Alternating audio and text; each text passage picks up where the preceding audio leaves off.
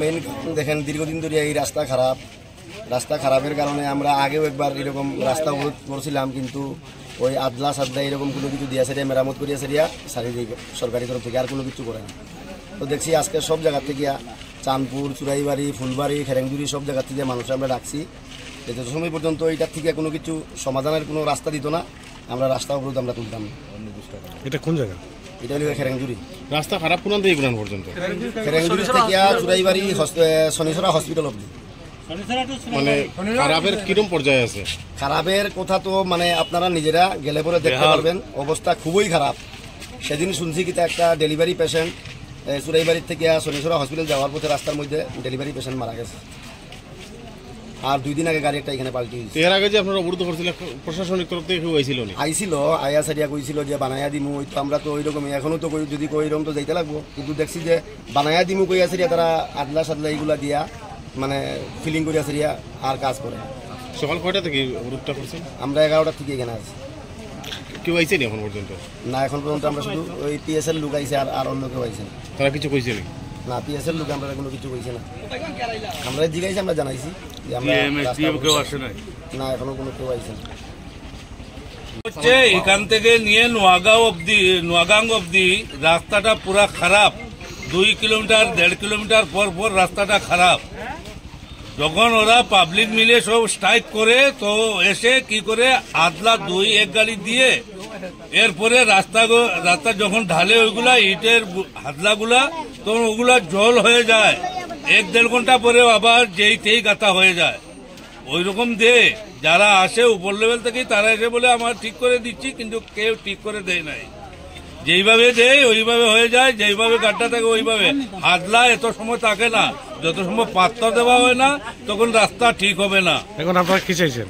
এখন চাইছি ওইটা আমরা লোকাল সবাই মিলে যেতে রাস্তাটা আমাদের ডিএম, এসডিএম, আমাদের মহোদয়, লোকাল আমাদের এমএলএ সাহেব সবাই মিলিয়ে যাতে আমাদের রাস্তা চলাচলের ব্যবস্থা করে দেন, ওইটার জন্য আমরা ওইটাই আহ্বান রাখছি।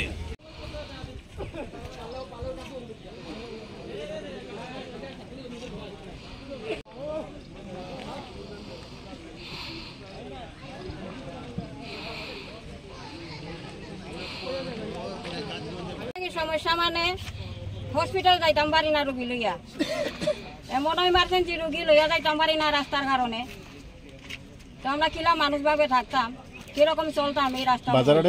বাজারঘাটও যাইতাম পারি না, বাজারঘাটও যাইতাম পারি না। আজ কয়টা দিন ধরে বাজারঘাটও যাইতাম পারি না, যে রাস্তার অবস্থা। তখন কেউ আইছিল নি? আধিকারিক কেউ আইছিল না, কেউ আইছে না, কেউ আই না, কেউ জিগাই না।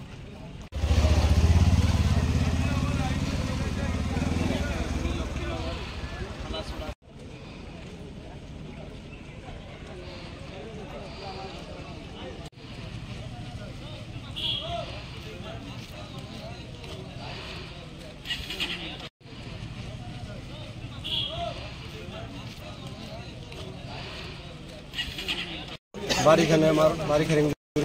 রাস্তা অবরোধ করার কারণটা হচ্ছে রাস্তার হালত একবারে বেহাল অবস্থা, খালি পাও দিয়ে আধা যায় না বৃষ্টি দিলে, এমন অবস্থা। বাইক তো আর ছোটো গাড়িতে একবারে মোটেও না, শুধু 16 চাকরিটা কোনো মতে পাস করে। আজকের মধ্যে মনে হয় আমার পিছনে একটা গর্ত আছে, আর চাঁদপুর এখানে মনে হয় 2-3 জায়গাতে গর্ত আছে। এখানে আজকের মধ্যে মনে হয় 2টা টুকটুক অ্যাক্সিডেন্ট করছে, খবর পাইছি আমরা। আর মিডিয়া বাবুও মনে হয় অ্যাক্সিডেন্ট করছে এখানে। রাস্তার কি অবস্থা বুঝেন, প্রত্যেক বছর এরকম তো স্ট্রাইক ডাকা সম্ভব নাই। আমরা চাই এখন এসডিও স্যার হোক, নাহলে কন্ট্রাক্টরকে উনি হোক, ওনার সঙ্গে আমরা আলাপ করব, আর তো কোনো উপায় নাই। গত বছর ঠিক এমন টাইমে করছিলাম, গত বছর। প্রত্যেক বছর যদি এরকম স্ট্রাইক দেখা হইতো আমরা তা মানতাম না, জনসাধারণ তার চুপ করিয়া বইতো না। এটা কি চুরাইবাড়িতে শনিছড়া পর্যন্ত? চুরাইবাড়ি গেট পার করা মাত্র আরম্ভ একবারে শনিছড়া হসপিটাল পর্যন্ত। এখন আপনারা এটা স্থায়ী সমাধান চান নাকি?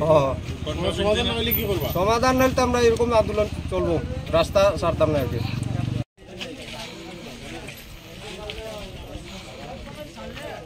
আপনারা একটু ঘুরিয়ে যান, এদিকে আপনাদের সামনে আরেকজন আইবো, আপনারা একটু ঘুরিয়ে যান।